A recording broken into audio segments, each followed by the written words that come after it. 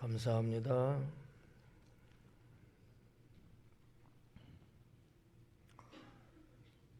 오늘 말씀은 대선지자, 큰 선지자라는 제목으로 강해를 하도록 하겠습니다.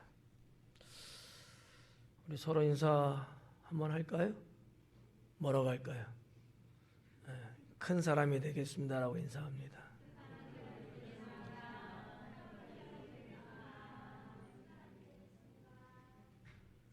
좋죠? 큰 사람이 돼야 된다. 오늘 이 나인성에 있었던 내용을 보니까 사람들이 예수님을 향하여 말하기를 큰 선지자다 이렇게 여겼어요. 여러분 주변 사람들도 여러분들을 큰 사람이구나 이렇게 볼 수 있기를 소망합니다. 11절부터인데 부지런히 한번 가볼게요. 오전 예배 때 보니까 그냥 보면은 별로 다를 것도 없고 뭐 내용이 다 알고 뻔한 것 같아서 한 10분이면 끝날 것 같다 이렇게 여길 수 있는데 또 오전 예배 또 해보니까 한 1시간 걸리더라고요. 그래서 그것도 조금 줄여서 1시간이니까 저녁엔 좀 늘리면 안 되겠죠. 그래서 이제 주어진 시간 정도에 진행을 하도록 하겠습니다. 자, 11절에 보니까 그 후에 예수님께서 나인이란 성으로 가실새 이렇게 누가는 기록하고 있습니다. 그 후에 이 그 후라는 얘기는 1절서부터 10절까지에 있는 그때 후를 말하는 거죠. 그러니까 이 앞부분에 있는 말씀은 백부장의 종을 낫게 하는 그런 사건이었잖아요. 근데 그 사건의 현장이 어디였느냐? 가버나움이었단 말이죠. 자, 아무튼 그 사건 이후에라는 얘기예요. 그 후에. 근데 어떤 분은 아주 극소수의 사람이겠습니다만 어떤 분은 그 다음 날에 이렇게 보는 분도 있더라고요. 근데 제가 볼 때는 너무 무리수 아닌가. 그 다음 날이라고 하는 거는 3일 후다, 일주일 후도 그 다음 날 이렇게 말할 수는 있겠지만 보편적으로 우리가 그 단어를 쓸 때는 바로 다음 날을 말할 때 이렇게 말하잖아요. 오늘이면 내일. 근데 이제 그런 개념으로는 너무 촉박하다 시간이. 저는 이렇게 이제 봐줘서 그것보다는 언어 성경은 이제 같은 단어지만 좀 폭넓게 고대 사회는 해석들을 했어요. 사용을 또 그렇게 했고. 그래서 이제 해석하는 사람에게 이제 자유가 있는데 그래도 원어적으로나 또 상황적으로나 그 시대적으로 볼 때 바로 그 다음 날은 아닌 것 같고 한 2, 3일이든지 며칠은 지난 다음이 아니겠느냐 이렇게 봐줍니다. 그 이유는 제가 설명해 드리려고 그래요. 여러분의 목사가 무대뽀는 아니거든요. 어느 정도는 근거를 갖고 드리는 말씀인데, 자, 일단 이 나인성이라고 그랬어요. 이 나인성, 이 나인이라고 하는 단어가 갖고 있는 뜻은 기쁜, 즐거운 그런 뜻을 갖고 있어요. 그러니까 뭐 때문에 이런 이름이 붙여진 동네인지 모르겠지만 아무튼 그 동네 이름은 기쁜 동네, 즐거운 동네, 해피한 동네에 있던 것 같아요. 근데 이제 이 동네는 지리적으로, 위치적으로 갈릴리 지방과 또 사마리아 지방과 이제 유대 지방이 이렇게 있는데 아주 그 외에 지방도 많지만 그건 거의 변수고 아주 핵심적인 게 가나안 땅은 갈릴리 지방, 사마리아 지방, 유대 지방 이렇게 되어 있거든요. 근데 중간쯤에 있는 위치에 있는 성이라고 보시면 되겠습니다. 머릿속에 안 그려지죠. 그게 도대체 어딘지. 그래서 앞으로는 이제 임직하기 전에 시험을 좀 봐야 되지 않을까. 성경을 좀 알려면 이 정도는 우리가 성경에 나오는 지도 정도, 뭐 전 세계 지도를 알자는 건 아니잖아요. 이스라엘이라고 하는 그 조그만 땅덩어리, 한국보다도 좁단 말이에요. 그 정도는 여러분들이 조금 노력하면 충분히 숙지할 수 있을 텐데. 혹시 여러분 기억나요? 몇 년 전에 옛날에 성도님들 사진 보여드리고 그 사람 이름 쓰라고 했던 거. 그때 틀린 사람 많어. 다 이 재직 자격이 없어. 아니면 우리 교회 성도님이 뭐 수천 명도 아니고 그거를 모르면 쓰겠어요? 그 정도는 다 알아야죠.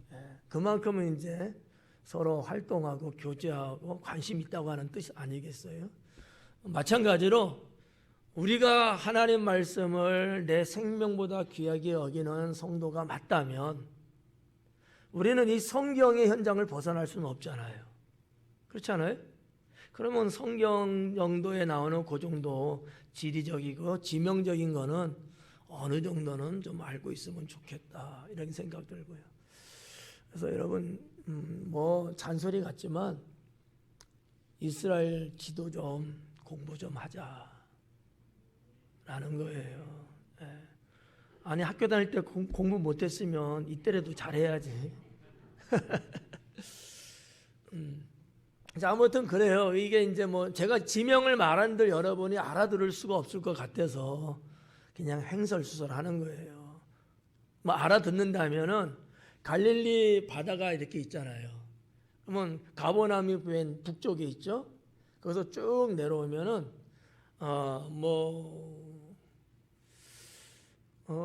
수넴이라고 하는 지역, 세겜이라는 지역이 훨씬 더 귀에 익을 수 있어요. 구약 때부터 있었던 거니까. 그 지역에 좀 쭉 내려와야 돼요. 그러면 예를 들어서 갈릴리 바다, 여기 가나, 나사렛, 그 다음에 쭉 내려오면은 여기가 이제 세겜 땅, 그 옆에가 나인성이 있어요. 그러니까 옛날에는 난이라는 이름으로 이제 불렀는데 지금도 그 동네가 있습니다. 지금은 이제 뭐 영어로 보면 이제 네인이라고 하는 단어로 되어 있어요. N-E-I-N 이렇게 세계 지도에서 딱 치면은 거기가 딱 잡혀요. 그렇게 이제 잡히는 이제 동네인데 왜 제가 그 다음 날이라고 한 것이 바로 다음 날이라는 개념보다는 좀 여러 날을 좀 지난 다음에 다음 날이라고 말할 수 있느냐 하면은 이 가버나움이잖아요. 지금 예수님이 지금 나인성 오시기 전에 어디 있었던 거예요? 가버나움에 있었던 거거든요. 7장 1절에 그렇게 기록했단 말이에요. 예수님께서 모든 말씀을 백성에게 들려주시기를 마치신 후에 가버나움으로 들어가시니라. 그리고 백보장의 사건이 터진 거거든요. 그러면 가버나움에서 이 나인성까지는 한 몇 킬로나 됐을까? 거리상 한 10킬로 정도면은 한 3시간 정도만 그냥 걸으면 걷더니 갈 수 있는, 도달할 수 있는 거리거든요. 그러면 그 다음날에도 좀 손색이 없을 것 같아요. 뭐 가능할 것 같아요. 근데 이제 그러지 않다는 거죠. 현재 도로로 걸어가면 약 한 40, 한 7, 8km 정도 됩니다. 뭐 약간 사람마다 다를 수 있으니까. 그러면 현대 도로와 그 옛날 고대의 도로하고 봤을 때 어느 때의 도로가 훨씬 걷기가 좋을 것 같아요? 현대겠죠. 그렇다 보면은 그 고대 사회 때는 훨씬 더 멀을 수도 있었고, 그죠? 지금은 길을 내다가도 막힌 게 있으면 뭐 돌아서도 가지만 웬만하면 또 밀어버리고, 이스라엘은 터널 없어요. 그냥 밀어버리든지 새로운 길을 뭐 만드는지 이러지 않겠습니까? 근데 그때는 그럴 수가 없거든요. 어차피 돌아간단 말이죠. 자, 그랬을 때 지금의 도로로도 약 47, 8km, 뭐 많이 잡아야 50km거든요. 그럼 50km로 하면 남자 성인이 걸을 수 있는 얼마나 걸릴까? 한 14, 5시간 정도는 걸리지 않을까? 이렇게 보는 거죠. 안 쉬고 꼬박 걸어도 12시간은 가야 돼요. 근데 걷는 속도가 전혀 줄어들지 않고 걸어야 돼요. 왜냐하면 1시간에 4km 걷는다고 보거든요. 그럼 10시간 하면 40km. 거기다가 한 8km 정도 하면 12시간. 쉬지도 않고 처음에 걸었던 그 속도로 그대로 유지하면서 가야 돼요. 어렵잖아요. 뭐 다리가 아프다, 목이 마르다, 배가 고프다, 뭐 등등을 해갖고 지연이 좀 될 수밖에 없죠. 그러면 한 약 15시간 정도는 남자 어른이 걸어야 되는 거리. 예수님께서 가버나움에서 사역하신 시간대가 언제라고 딱히 말할 수는 없지만 제가 볼 땐 대략적으로 낮이었을 거예요. 그러면 거기서 사역하시고 내려오는다 해도 꼬박 밤새고 그 다음날 새벽 정도나 돼야 될 텐데 이거는 어려워요. 왜냐하면 어두워지면 이동을 안 하거든요. 자, 그렇다고 보면 그 다음날 새벽 일찍 출발했다? 근데 나이성에 이렇게 대낮에 사람을 만난다? 이게 불가능해요. 그러니까 이런 여러 가지를 놓고 계산을 해보니까 이거는 바로 그 다음날이라기보다는 한 2, 3일 더 지났다든지 뭔가 그러지 않았을까. 이 거리가 그렇다는 게 거리가.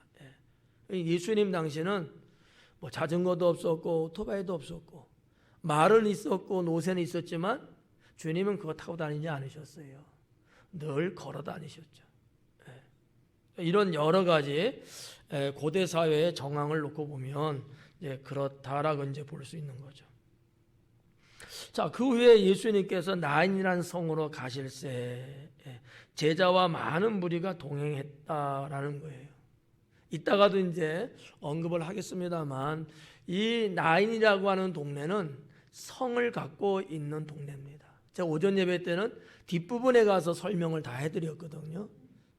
근데 지금은 이제 조금 이 앞부분을 말씀드리고 뒷부분은 가서 또 말씀을 드리려고 해요. 중동 지역 내지는 이스라엘 그리고 주변의 광야 사막 지역으로 우리가 놓고 봤을 때 사람들의 주거 형태라든지 아니면 지리적인 조건이라든지 환경이라든지 이런 걸 놓고 보면 사람들이 어떻게 하다 보면 한 집 생기고 두 집 생기고 네 집 생기고 이렇게 하고 여기저기 그냥 옹기종기 모여서 한 10여 채, 한 2, 30채 이렇게 해서 조그마한 마을은 형성할 수 있어요. 대부분 그래요. 근데 여기 나인이라는 데는 성이 있었다는 거죠. 이게 무슨 얘기냐면 규모가 됐다는 얘기거든요.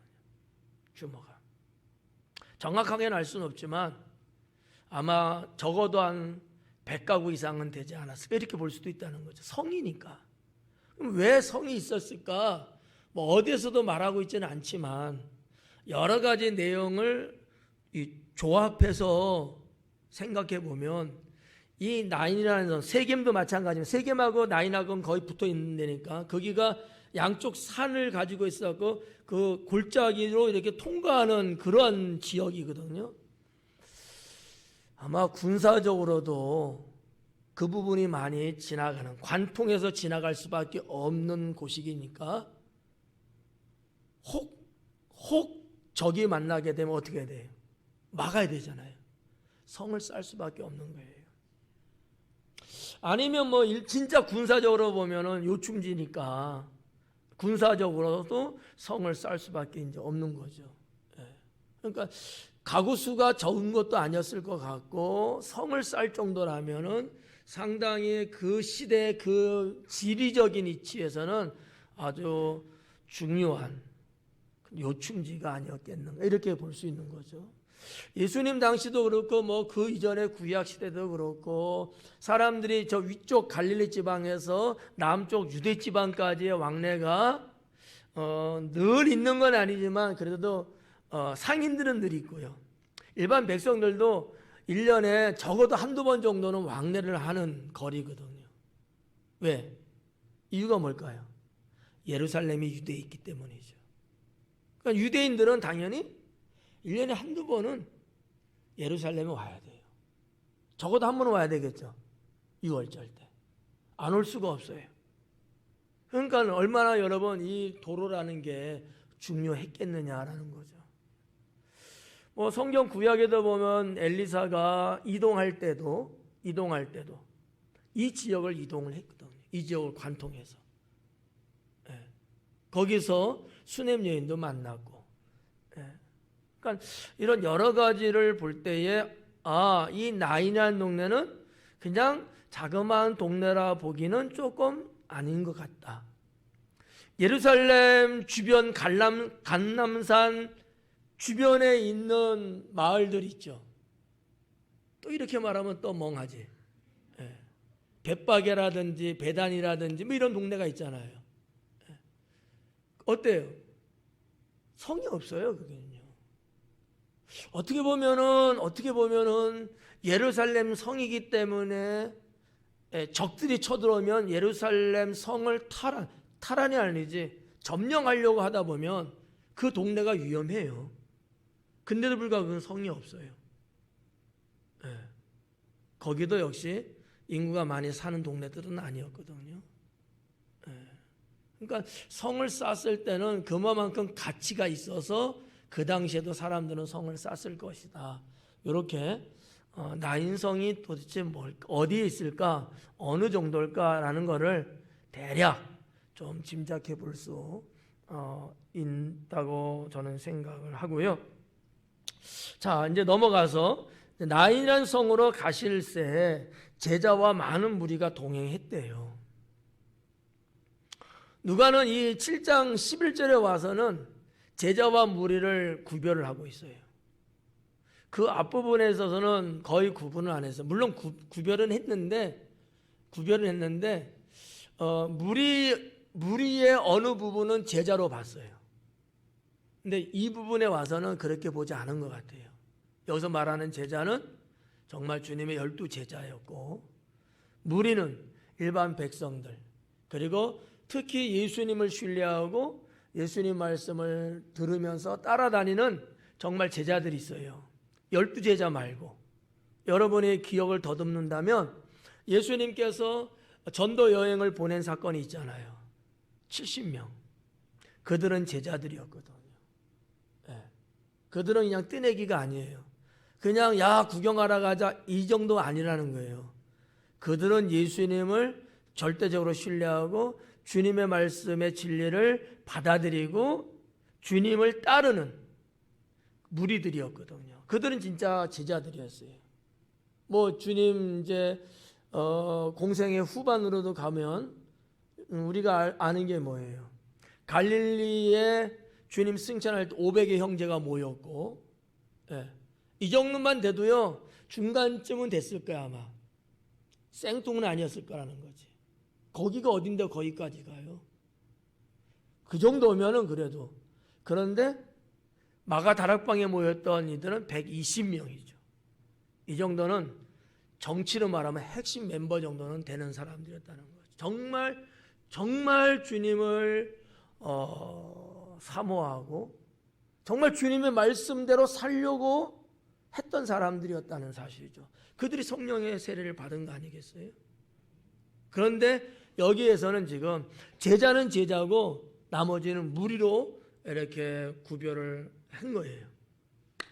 그러면 이 무리가 한 몇 명쯤이나 될까 궁금하진 않지만 나는 말하고 싶어요. 한 100명 안짝 정도.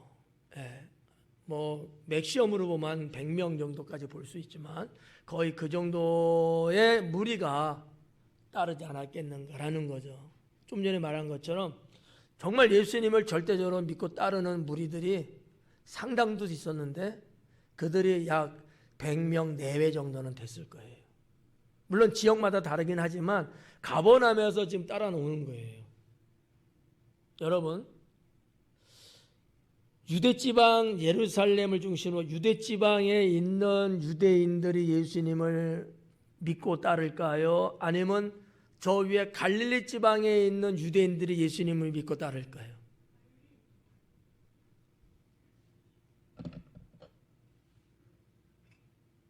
참 신통해.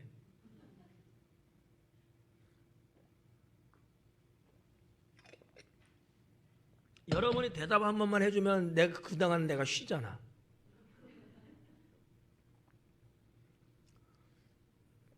뭐 틀릴까봐 걱정이 돼서 말을 안 하는 가봐요. 예? 갈릴리 지방의 유대인들이 주님을 믿고 따르는 자리에 허다했어요. 예루살렘 쪽보다도. 왜 그냥 예수님의 고향 베들레헴은 예루살렘 쪽이지만 거기서 바로 애굽으로 피신 갔다가 나사렛으로 갔잖아요. 나사렛에서 30년 사신 거예요. 사역은 또 갈릴리 같은 지방이니까 거기서 하셨고, 그러니까 여기서 보고 여기서 듣고 여기서 믿고 따르는 이들이 많은 거야. 그들이 대거 같이 이렇게 합류해서 내려온 것 같아요.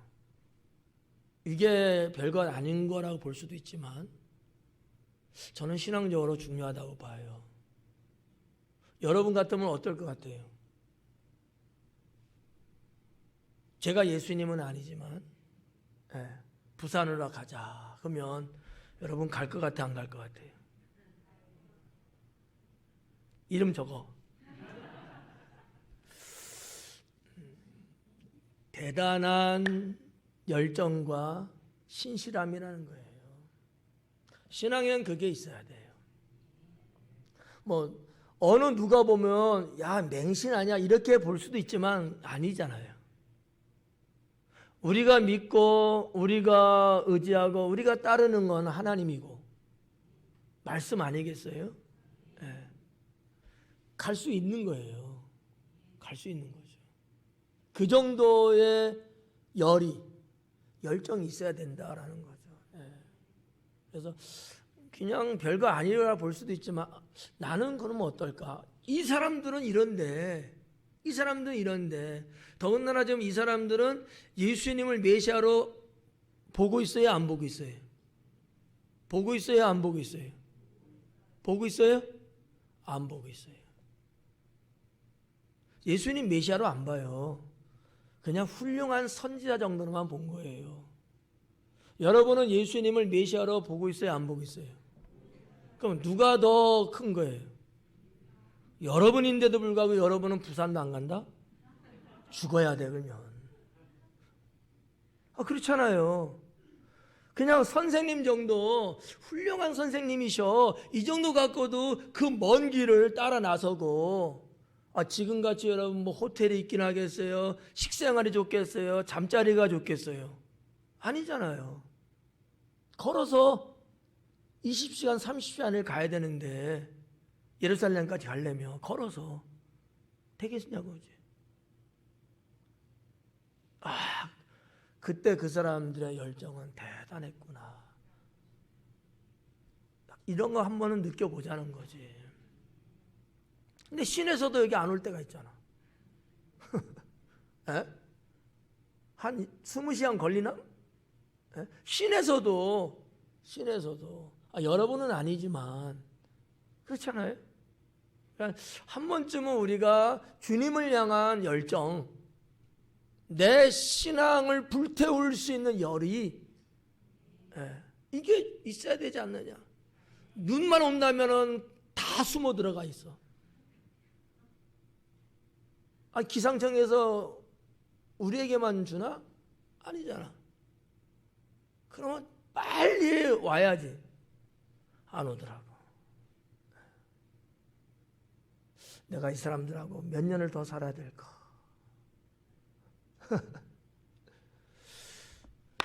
언중유골. 주님을 향한 내 영혼의 열정, 이거는 불태워야 된다. 불태워야 된다. 여기에 여러분 이견 있으십니까? 없죠? 없어야 돼요. 제가 아까 오후에도 잠깐 가나의 혼인잔치라고 하는 뭐 성화라고 말하기엔 좀 뭐하지만 다큐멘터리 같이 이렇게 만든 영화인데, 그걸 하면서 가나 혼인잔치의 성경 말씀을 배경으로 해서 신앙을 이야기하고 뭐 예수님의 메시지가 무엇이었는가?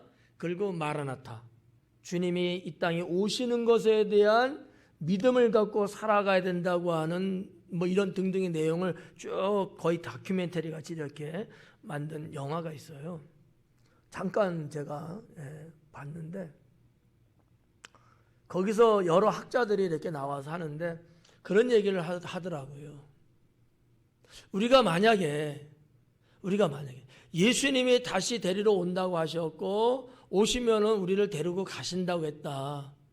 그러니까 성경에서 휴거적인 이야기를 하고 휴거를 언급하기도 했고, 우리가 근데 오늘날에 우리들은, 오늘날의 기독교인들은 많은 사람들이 이 신앙에서 자꾸 벗어나고 있다. 그 얘기를 이제 짚어내는 거예요. 우리는 그 한 가지만 갖고도 더 주님을 향하여 열정을 내야 되지 않겠느냐. 왜?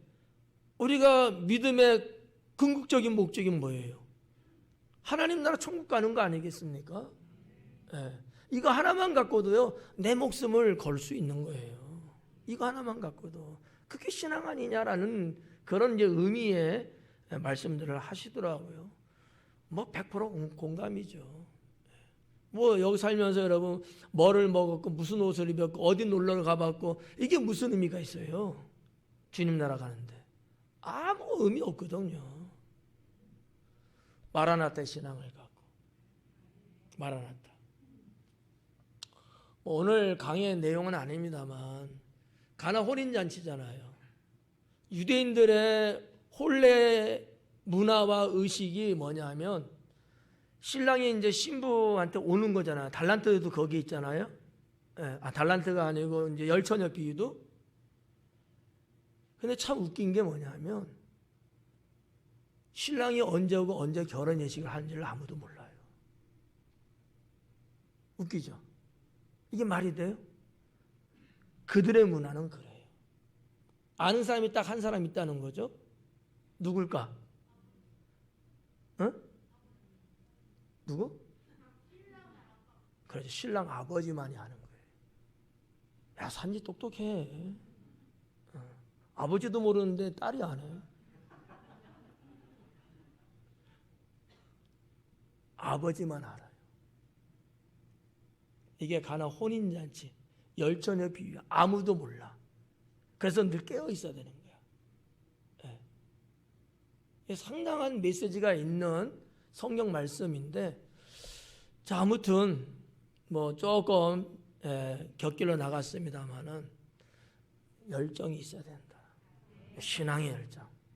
이게 있어야 된다. 다른 거 다 뭐 어쩌고저쩌고 해도 이거 하나만큼은 우리가 반드시 지켜야 되고 가져야 되고 가야 된다는 거지. 다른 거 열정보다도 주님을 향한 열정, 마라나타 열정, 아멘 주 예수여 오시옵소서 이 열정. 이게 이 신앙이 있어야 된다고 저는 믿습니다. 자, 그래서 이 많은 무리들이 동행을 했다. 이거 하나만 놓고도 우리가 한번 좀 나를 한번 생각해 보자라는 얘기예요. 여러분이 저를 따라온다면 나는 귀찮아, 싫어. 안 따라오는 게 나를 도와주는 거야. 그렇지만 그러려는 여러분들의 그 뜨거움은 충분히 값지게 살 수 있다는 거죠. 12절 말씀에 성문에 가까이 이르실 때에 사람들이 한 죽은 자를 메고 나오니 그래요. 성문에 가까이 이를 때. 자, 예수님이 위에 가버나움에서부터 쭉 내려오셨어요. 앞에 이제 성문을 두고 있는 거겠죠? 성문을 들어가시려고 하는 겁니다. 그런데 나오는 무리가 있었던 거예요. 그게 이제 12절이죠. 성문에 가까이 이르실 때 사람들이 한 죽은 자를 메고 나왔다는 거죠. 아니, 죽기는 성 안에서 죽었는데 그 시신을 장례를 치르러 성 바깥으로 지금 나오는 거예요. 이거는 그 지역의 문화가 그렇고 우리나라도 그래요. 우리나라도. 그러니까 유대의 어떤 문화적인 전통적인 이런 걸 보면은 사람이 거기서 죽잖아요. 거기서 매장하지 않죠. 데리고 바깥으로 나가요. 예수님도 죽이기 위해서 골고아다로 데리고 나간 거예요. 그 안에서 죽였다가는 해결할 방법이 없어. 그러니까 아예 골고다로 끌고 나가서 거기서 처형을 한 건데, 안에서 죽으면 안에서 매장이 안 돼요. 반드시 누구든지 성 바깥으로 데리고 나가는 거죠. 왜냐하면 더군다나 유대인들은 종교적으로도 그렇고 죽은 자에 대한 좀 격리하는 그런 게 있습니다. 그래서 이따가도 이제 나오겠습니다만 죽은 자 시신에 가까이 가지도 않고 시신에는 손을 대지 않아요. 만약에 그랬다가는 부정하다 해갖고 정결 의식을 해야 됩니다. 제가 알기에는 일주일 정도 하루 한 걸로 알고 있는데 그때는 아무것도 할 수 없어요. 그런 내가 여기 컵에다 손대면 이것도 부정한 물건이 돼버려갖고 이것도 버리든지 깨끗이 씻어갖고 뭔가 이렇게 또 사용을 해야 되고 이것도 바로 사용하면 못하죠. 시간을 이렇게 지날도록 놔둬야 되는 거죠. 그 안에서 죽었지만 데리고 나오는 상황에 있었다라는 거죠. 우리나라도 이제 서울에 보면 사대문 있잖아요. 사대문 안에서 왕이 죽든 뭐 고관 대신이 죽든 일반 백성이 죽든 그 안에는 매장하지 않습니다. 다 사대문 바깥으로 나가는 거예요. 여러분 왕이니까 어때요? 그 안에서 그냥 이렇게 무덤 써도 되잖아. 대한민국의 왕들이 그 안에 사대문 안에 묘가 있는 데가 없단 말이에요. 다 바깥으로. 서흥, 동구릉, 뭐 창릉, 뭐 그런 정릉 이런 데 다 바깥으로. 일반 백성도 마찬가지였고요. 동대문 바깥쪽에 그쪽에 나가서 성 바깥에다가 버려요. 성 바깥. 문둥병자도 성 바깥으로. 고칠 수 없는 이런 전염병들. 거기서 태워버리죠. 매장도 다 이렇게 묘를 그렇게 쓰는 거란 말이죠. 그러니까 우리나라도 그런 게 있지만 옛날 고대 사회는 좀 그런 게 있었던 것 같아요. 더군다나 정결함을 많이 강조하는 민족일수록 분리를 이렇게 했다는 거예요. 유대인들은 그런 민족 중에 하나였던 것 같습니다. 그래서 이제 성문에 가까이 이를 때 사람들이 한 죽은 자를 메고 나오는데 이는 한 어머니의 독자. 죽은 자를 데리고 나왔는데 그가 누구냐? 한 어머니의 독자래요. 외아들이야. 외아들도 아니야. 자식 하나야. 무남 아니지. 뭐라 그러지? 무녀 이게 뭐라고 말하나? 무남 동료? 무남 아니잖아. 근데 그렇게 말하는데 남자가 있으니까 딸이 없어. 독자야. 그러니까 그냥 딱 하나라는 거야. 이것도 좀 편견이다. 그리고 그의 어머니는 과부다라는 거죠. 그러면 몇 명이 살았어요? 딱 둘이 산 거야. 모자만 살았던 거야. 근데 모자만 살아왔는데 그나마 그 아들이 죽었어요. 근데 이 아들이 결혼 전이야. 총각이야. 나이는 몇 살인지 몰라요. 예수님은 그 죽은 자를 향하여 청년아 그랬거든요. 그러니까 원어적으로 그 청년은 그 당시에 약 40살 이하의 젊은이를 말할 때 쓰는 용어를 예수님은 쓰셨어요. 그러니까 분명히 청년입니다. 결혼 안 했을 것 같아. 그 당시에 남자들의 그 혼령기가 40 정도 돼야지 했거든요. 옛날에. 그러다가 이제 뭐 줄어서 30대도 물론 뭐 그냥 과속하는 사람은 뭐 20살도 하겠지. 어떻게 보면 말이죠. 예수님의 아버지와 어머니의 나이 차는 꽤 있었을 수 있어요. 왜냐하면 요셉은 정년기 때가 됐고 마리아는 좀 더 어렸을 거예요. 정확하게 몇 살인지 모르지만, 그 당시에 많이 그렇게 들었어. 우리나라도 뭐 옛날에는 뭐 이게 남녀 나이 차이가 많이 되는 경우들이 또 많았잖아요. 자, 아무튼 이러한 그 광경을 예수님이 성문으로 들어가시려다가 이게 보신 거예요. 거기에 대한 내용을 누가는 이제 기록한 겁니다. 뭐라 그러냐? 메고 나오니. 이는 한 어머니의 독자여 그의 어머니는 과부라 그 성에 많은 사람도 그와 함께 나오거늘.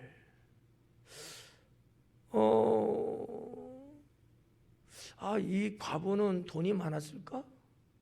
아니면 권력이 있었을까? 왜 장례를 치는데 이렇게 많은 사람이 같이 동행을 했을까? 안 궁금하죠?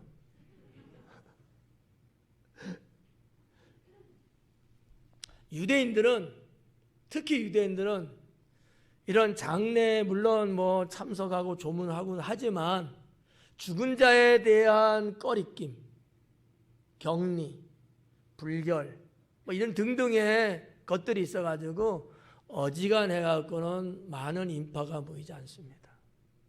거의 가족 정도로 이렇게 치르는 사례가 많다는 거죠. 근데 별개의 지금 많은 무리가 장례의 대열 속에 있는 거예요. 희한하잖아요. 희한하지 않으면 빨리 끝나고 희한하네? 왜 그래요?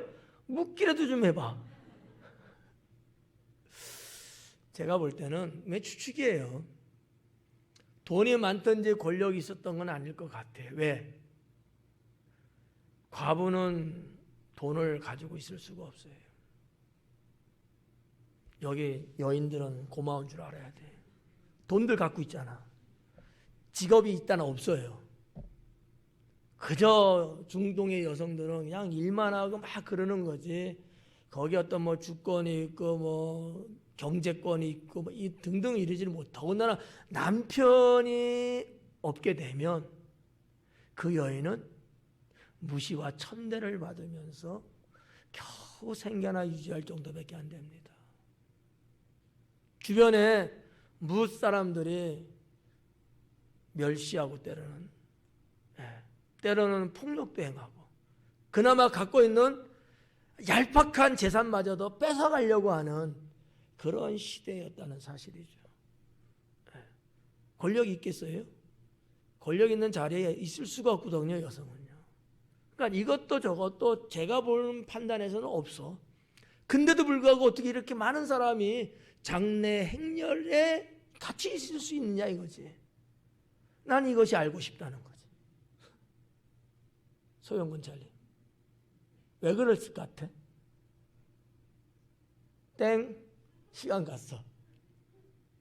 아마 이 모자는 살아있을 때 상당히 인생을 풍성하게 살았던 것 같아요. 사람들한테 후덕했던 것 같아. 사람들 앞에 인품이 좋았던 것 같아. 사람들이 이들을 꺼려할 이유가 전혀 없이 인생을 살았던 것 같아요. 그러니까 인간적으로 육신적으로 보면은 무시당하고 버림받을 수밖에 없는 조건을 다 갖추고 있었지만 사람들은 그러지 않았다는 거죠. 그 죽음의 행렬에 그들은 기꺼이 참석하고 같이 동행해 줬다는 사실이에요. 이게 오늘날의 여러분 장례 문화하고는 전혀 다른 거거든요. 우리 여러분 코로나 겪으면서 코로나 걸렸어도 사람들 죽는 건 죽는 거잖아. 그때 어땠어요? 어지간해 갖고는 장례식장 안 가잖아. 왜? 코로나 감염될까 봐. 그렇잖아요. 그러면 지금의 코로나 감염될까 봐 하는 염려하고 그 시대에 종교적으로 여러 가지로 정황하고 놓고 볼 때 어떤 것이 사람들이 느끼는 위험도가 더 컸을까? 지금일까? 그때일까? 그때란 말이에요. 그럼에도 불구하고 많은 사람이 동행했다는 것은 그 어머니나 그 아들이 때로는 가난하고 힘없이 살았을지 몰라도 주변 사람들하고 인간관계나 인품이나 여러 가지가 후덕하고 풍성하지 않았겠느냐라는 거죠. 여러분, 사람이 누구든지요, 삶이 후덕하지 않으면요, 주변에 사람들 없습니다. 더군다나 어려움을 겪으면요, 더 없어져요. 근데 사람이 후덕하게 살면 주변에 사람들이 많죠. 네. 저는 그렇게 해석을 하는 거예요. 성경 어디에도 이들에 대한 뒷얘기는 없어요. 근데 이런 짤막한 거를 보면서 그 시대상이나 문화나 종교나 여러 가지를 봤을 때, 아, 이분들은 인생을 잘 살고 있었구나. 배울 수 있다는 거죠. 배워야 된다는 거, 우리도. 어때요? 그렇지 않아요? 네. 아름답지 않아요? 뭐 그런 말도 있잖아요. 사람은 죽어봐야 그 가치를 알 수 있다고. 네. 장례식장에 사람이 많이 온다는 얘기는 그만큼 인간과 인간 사이의 관계가 좋다는 얘기고, 살아있을 때 많이 덕을 쌓았다는 얘기잖아요. 근데 썰렁하면요, 인생 재미없이 산 거야. 자기밖에 모르고. 예. 그건 뭐 대번에 결론 나는 거죠. 여기 있는 이 모자, 그랬을 거라고 이제 저는 그냥 이렇게 생각해 보는 거예요. 그리고 이제 13절에 보니까 주님께서 과부를 보시고 불쌍히 여기사 울지 말라 하셨다라는 거예요. 예수님은 이 과부를 보고 불쌍히 여기셨대요. 여러분 한번 생각해 봐요. 자, 과부가 불쌍한 거예요? 결혼도 하지 않고 죽은 그 아들이 불쌍한 거예요? 다르네.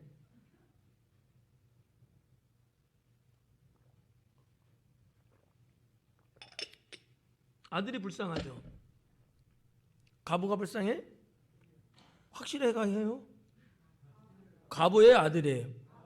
과불? 제 귀에 그렇게 들리는데? 뭐 다 불쌍하죠, 사실은. 어머니는 어머니에서 그 귀한 아들을 잃었으니까 얼마나 불쌍하고, 이 아들은 젊은 나이에 생을 달리했으니까 또 얼마나 불쌍하고, 장례식장을 가면 뭐 이렇게 보면은 뭐 이렇게 고인의 뭐 나이 같은 게 이렇게 기록되기도 하잖아요. 근데 장례식장은 좀 덜 불쌍한 마음이 들어, 장례식장에서는. 근데 화장장을 가버리면, 화장장이든 매장이든지 거기에 딱 봤는데 어린애야. 근데 그 시신이 불가마로 가는 거야. 그 모습 보면 한 번도 얼굴 마주친 적 없고 알지도 못하는 사람들이지만 그 자체가 너무 마음이 아프고 불쌍한 거잖아요. 우는 사람이 불쌍할까요? 그 죽은 애가 불쌍할까요? 아직도 고집 부릴 거예요? 근데 왜 예수님은 이 과부를 불쌍히 여겼을까요? 그렇겠지, 물론. 뭐 여러 가지 뭐 있는데, 그냥 제가 이렇게 볼 때는 예수님의 어머니도 과부거든요. 아마 연상했을지도 몰라요. 생각이 났을 수도 있어. 예수님의 아버지 요셉도 일찍 돌아가셨어요. 제가 추론해 볼 때 예수님도 아버지 없이 홀어머니 밑에서 약 20년 정도는 아마 컸을 겁니다. 소년 시절 때 돌아갔으니까. 얼마나 많은 고생했겠어요. 물론 그 어린 아들이 아버지의 유업이지, 목수일을 하면서 그 아들은 또 얼마나 힘들었겠어, 어린 나이에. 여성들은 잡이 없어요. 일이 없어요. 그 척박한 세상에서 살아남으려고, 여러분. 근데가 예수님의 동생들도 있잖아. 다 먹여 살려야 되는 거야. 이게 500만 원 벌어갖고는 안 돼. 한 1000만 원은 벌어야 돼. 그냥 제가 그냥 유추해 보는 거예요. 그 우는 어머니 불쌍하죠. 근데 아마 예수님도 자기 어머니가 과부고 긴 세월을 어린 자기들을 키워냈잖아요. 아마 이렇게 그림이 같이 이렇게 클로즈업 되지 않았을까라는 생각을 해봤습니다. 동병상련이잖아요. 아, 우리 어머니도 고생했는데 예수님은 뭘 알고 계세요? 나도 이 아들처럼 죽을 건데, 나도 이 아들처럼 죽을 건데. 그렇잖아요. 예수님도 청년 때 죽는 거잖아요. 예수님은 죽을 걸 알고 계시잖아요. 내가 죽었을 때 우리 어머니는 어떨까? 이렇게 역으로 한번 생각해 볼 수 있는 거거든요. 여러분, 죽지 말고 오래 살아요.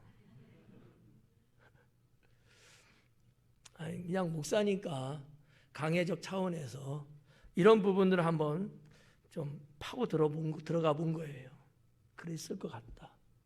얼마 후면 나도 죽게 되면 우리 어머니는 나를 붙잡고 얼마나 울을까?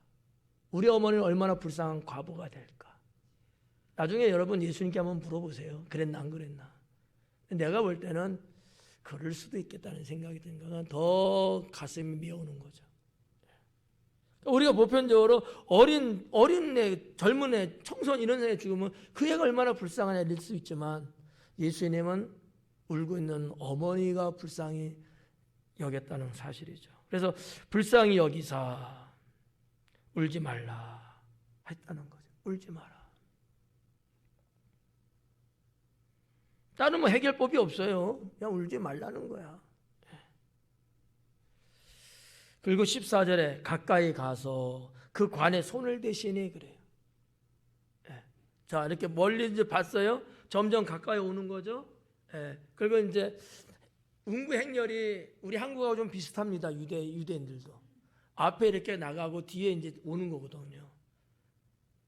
이게 어머니 우는 모습 보고 불쌍히 여기고 울지 말라고 위로해주고 그 다음에 관이 있잖아요. 거기에 손을 여기 보니까 댔다 그래요. 그 관에 손을 대시니 이건 유대인에게는 있을 수 없는 거예요. 부정한 거거든요. 사체, 죽은 시체에는 손 안 대는 거거든. 이것도 만약에 하게 되면 부득이하게라도 하게 되면 정결 의식을 해야 되고요. 부정하다 해야 돼요. 그것도 내가 한다고 하는 건 아니고 제사장한테 찾아가야 되고 여러 가지. 그럼에도 불구하고 예수님은 그런 걸 다 내려놓고 다 무시하고 그 아들의 죽음을 슬퍼하는 어머니를 위로하고 그 죽은 아들에게 다가선 거예요. 그걸 손을 관에다가 댄 거죠. 뭐 목사님들이 보편 뭐 이렇게 장례를 치르게 되고 요즘이야 뭐 장례식장에서 대부분 다 거기서 합니다만은 예전에는 안 그랬잖아요. 저도 그래갖고 성도님들 누가 돌아가시면은 다 알코올로 다 닦아드리고 막 이렇게 했어요. 청년 때부터. 근데 참 뭐 기가 막히죠. 뭐 이루 말할 수 없죠. 냄새도 엄청나게 나거든요. 뭐 계절에 따라서. 그래서 막 하고 나서 막 뿌린단 말이에요. 냄새 때문에. 예수님은 손 얹는 거야. 뭐 상이 나와서 장례식장에서 운구차가 떠날 때 있잖아요. 장례식장에서 떠날 때 뭐 화장장으로 가든지 아니면 뭐 묘지로 가든지 그럴 때 저는 이제 상황이 괜찮으면 관에다가 저는 손을 넣고 제가 기도를 하거든요. 마지막 떠나는 길에. 왜 할까요? 예수님처럼 하고 싶어서? 유족들 위로하는 거예요. 꼭 기도해주고. 그러면 유족들은 얼마나 또 마음에 큰 위로가 되고. 그래서 이제 하는데 뭐 분위기가 그렇게 해서는 안 될 때는 이제 못 하는 거고. 허영치가 될 정도면은 꼭 기도를 하죠. 근데 많은 사람들이요 그걸 보고 놀래요. 그렇게 하는 경우는 저도 본 적 없고 안 하거든요. 뭐 현대 사회에 무슨 뭐 죽은 사람 관 그게 무슨 의미가 있어요? 그냥 아무것도 아니잖아요. 근데도 꺼려한단 말이에요, 사람들은.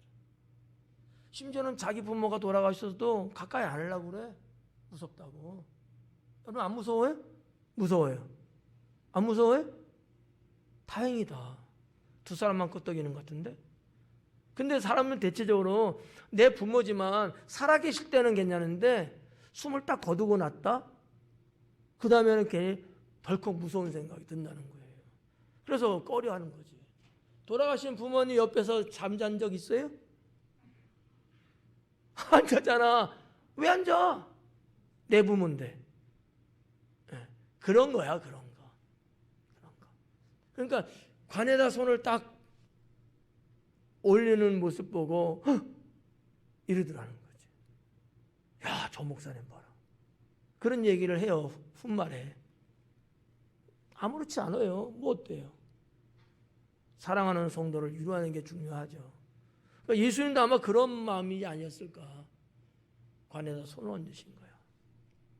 그리고 뭐라고 하셔요? 우리하고는 달라. 예수님은 청년아, 내가 너에게 명하노니 일어나라. 그런 거예요. 그랬더니 무슨 일이 일어나요? 이 죽은 청년이 벌떡 일어난 거야. 여러분, 기절초풍할 일 아니에요? 에? 아니 이게 무슨 일이래. 그 관을 들고 있던 사람이 어머나 하고 막 이럴 거 아니야. 놀랬어요? 얼마나 무서웠겠어.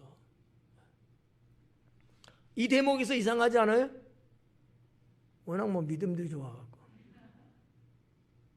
아니 예수님이 관에다 손을 얹고 기도했더만 청년이 벌떡 일어났대. 이상하지 않아요? 여러분 죽은 사람, 우리 죽은 사람 이렇게 관에 입관해갖고 지금 장례 나가는데 이렇게 관에다 올려놓고 기도했는데 사람이 살아났어.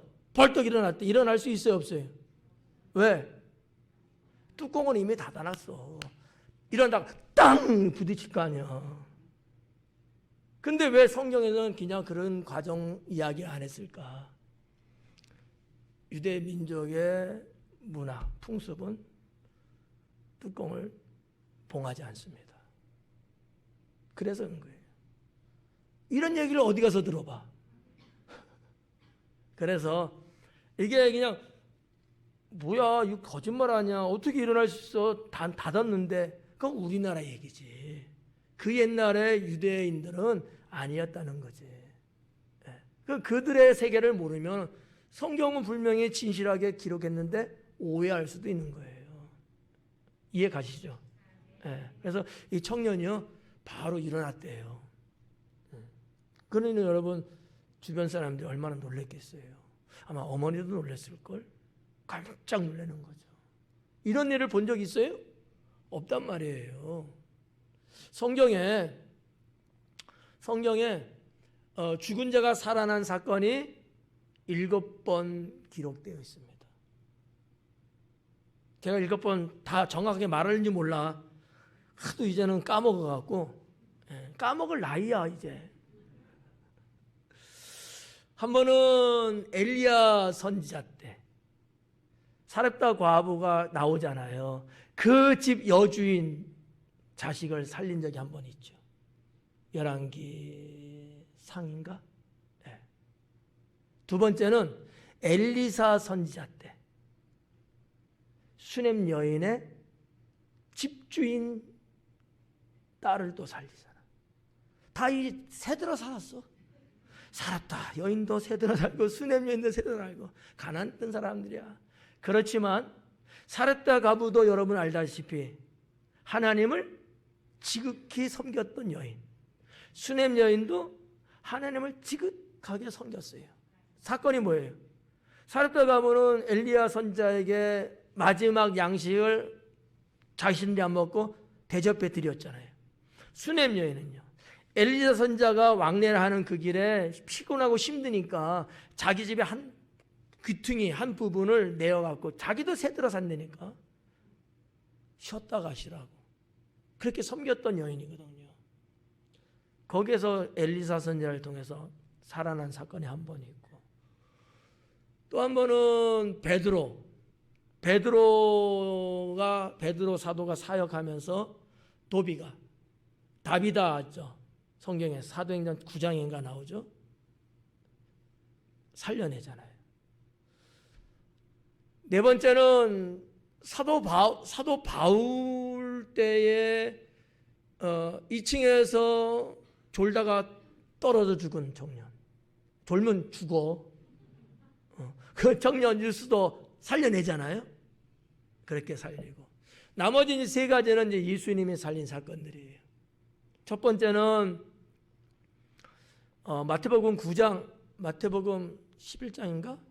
하여튼 거기에 나오는 그 관리가 자기 딸이 죽게 되니까 예수님께 살려달라고 왔는데 예수님이 그래 가야지 하고 가는데 거기서 누구를 만나냐면 혈류증 여인을 만나죠. 관리는 생각 안 나죠. 혈류증 여인 생각나죠. 네, 혈류증 여인을 병이 이제 고침받고 또 가는데 죽었대. 바로 갔으면 안 죽고 어떻게 해봤을 텐데. 혈류증 여인이 문제야. 자, 그래갖고 죽었는데 그 딸을 살려내잖아요. 네. 두 번째는 오늘 이 말씀. 세 번째는 여러분이 잘 알고 있는 죽은 나사로를 살렸던 사건. 이렇게 한 7가지. 뭐 제가 알고 있는 한돈에서는 7번 정도 정말 죽은 자를 살린 사건이 성경에 기록되어 있습니다. 이 말씀 보면 생각이 좀 나죠. 남은 좋아요. 그래서 죽었던 자가 일어나 앉고 말도 하거늘 예수님께서 그를 어머니에게 돌려보낸 거죠. 내준 거죠. 이때의 16절 모든 사람이 두려워하며 하나님께 영광을 돌렸다라는 거죠.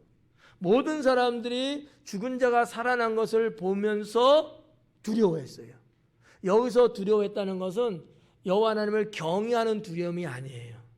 진짜 무서워서 가졌던 두려움이에요. 왜냐하면 성경에 포브스라는 단어로 기록이 된 것을 보니까 이거는 공포의 두려움이에요. 깜짝 놀라는 두려움이에요.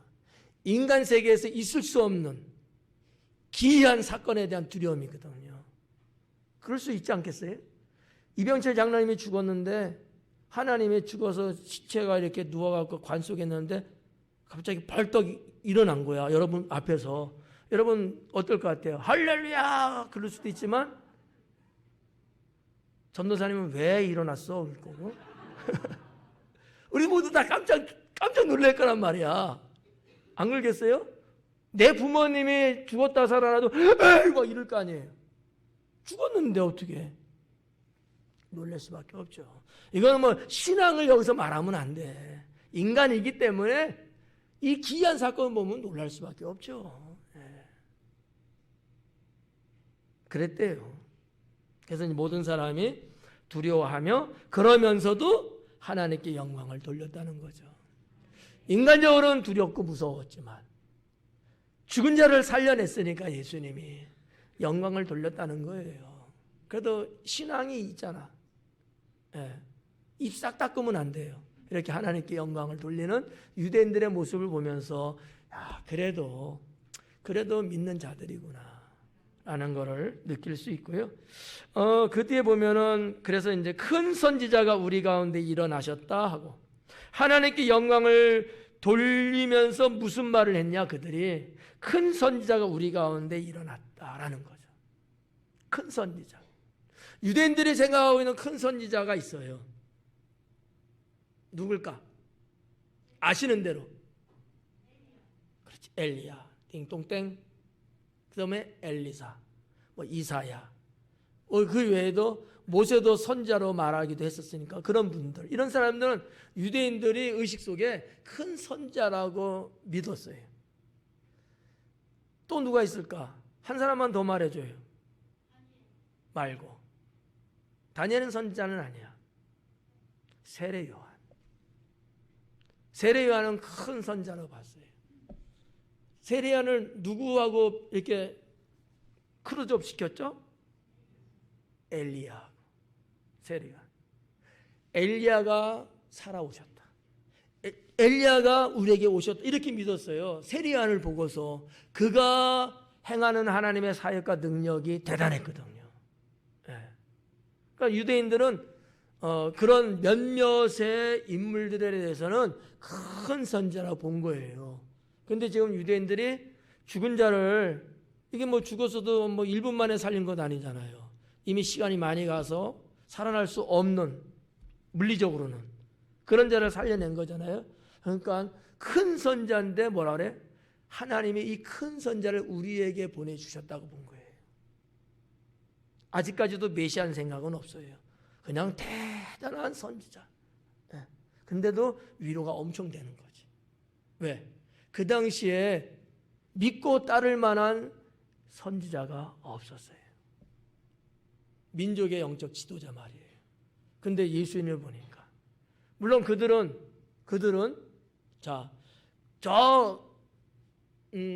가버나움에서 쭉 따라 내려온 사람들은 그 동네에서 주님이 행하신 이적들을 봤어요. 근데 지금 여기서 놀라면서 영광 돌리면서 큰 선자를 우리에게 보냈다고 말한 사람들, 그러면 누굴까? 나인성의 장래에 임했던 사람들, 예수님의 사건과 전혀 겹침이 없었던 사람들, 이해가죠?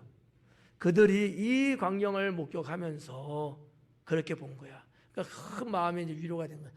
우리 민족에게 큰 지도자. 아마 모세를 생각할 수도 있고 엘리야를 생각할 수도 있었을 거예요. 왜?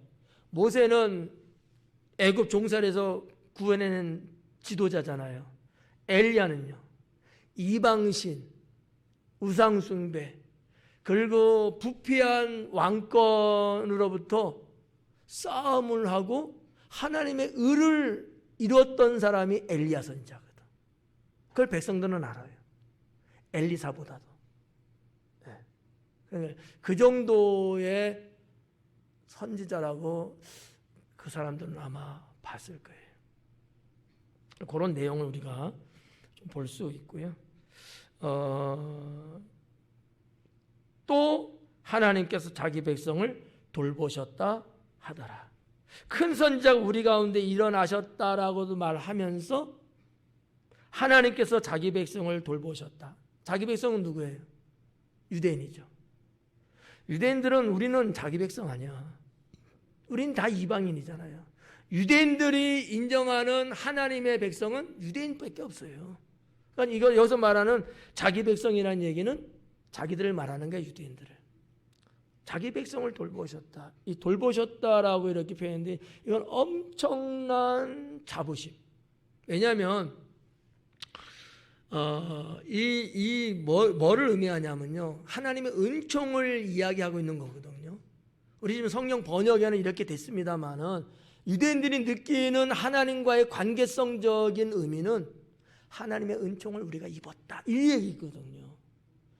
은총과 은혜는 어떤 측면에서 좀 달라요. 은총은 좀 더 편만하고 보편적이고 다수적이고 막 이러잖아요. 은총은 안 그래요. 상당히 부분적이고 좀 소규모적이고 개인적이고. 그러면 유대인들은 우리가 자녀인 우리가 은총 입었다고 본 거예요. 예. 상당히 좀 독선적이긴 하죠. 우리가 볼 때는 아유 얄미워. 예. 근데 그들은 뭐 그렇게 알고 있는 분들이니까. 그러니까 이 성경 말씀을 놓고 보면 이제 그렇다는 거죠. 자기 백성을 돌보셨다. 이게 뭘까? 하나님의 사랑의 행위라고 본 거예요. 그러니까 사랑은 뭐예요? 돌보는 거다라는 거죠. 하나님 우리 민족을, 우리 유대인들을 사랑하시는 거야. 그러니까 뭐래요? 돌보시는 거야. 그래서 여러분이 성경을 쭉 보시고 시편을 쭉 보시고 뭘 쭉 보시고 뭘 쭉 보시고 막 이렇게 보잖아요. 그러면 언제나 거기서 어떤 내용들이 나냐면 항상 돌봐주시는 내용들이 참 많이 나와요. 유대인들은 그걸 뭘로 느끼고 있다고요? 사랑으로 느끼고 있는 거예요. 그게 은총이라는 거죠. 아셨죠? 네. 그런 거예요. 그러니까 유대인들의 어떤 종교성, 습성, 문화, 전통 뭐 등등을 쭉 이렇게 해서 고고학적으로 좀 접근해 보면 뭐 이런 부분들을 우리가 좀 눈치챌 수 있고, 아 그렇구나. 정말 성경을 보니까 성경이 기록된 역사들이 다 그렇게 기록된 게 너무 많은 거예요. 뭐 여호와는 나의 목자시니 내게 부족함이 없으리로다. 대표적인 거잖아요. 그럼 뭐예요? 메시지가 뭐예요 그게? 목자가 양을 돌봤다는 거예요. 예, 음침한 골짜기를 갈지라도 돌봐주니까 아무 문제가 없는 거야. 그러니까 하나님이 지금도 여러분들을 돌봐주시면 문제 없잖아요. 그게 왜 가능하죠? 하나님이 여러분을 사랑하시니까. 사랑하기 때문에 사랑의 행위예요. 사랑하면은 당연히 오는 게 돌봐주는 거다. 부모님들이 자식들 돌봐주잖아요. 돈 안 벌어와도 속썩여도 사랑하니까. 그게 은총이라는 거죠. 은총이다. 그리고 마지막 17절 예수님께 대한 이 소문이 온 유대와 사방에 두루 퍼지니라 그래요. 이상하지 않아요? 아멘을 뚱쳐요?